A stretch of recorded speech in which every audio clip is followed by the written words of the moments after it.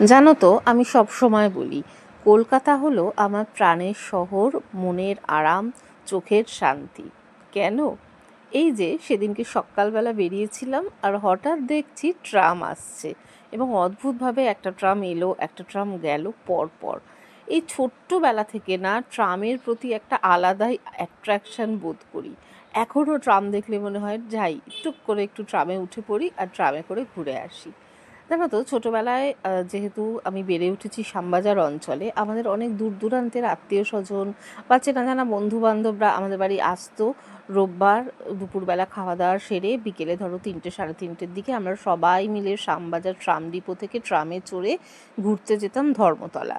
সেখানে ট্রামটা পৌঁছলে আমরা ট্রাম থেকে নামতাম, একটু বাদাম ভাজা কিনে আবার গোল চক্কর কেটে যখন ট্রামটা আসতো ওতে উঠে পড়তাম, আবার সবাই মিলে গল্প করতে করতে শ্যামবাজারে ফিরে আসতাম। সেই সব রঙিন দিনগুলো হয়তো হারিয়ে গেছে, কিন্তু মনের কোণে স্মৃতিগুলো কিন্তু এখনও ভিড় করে আছে।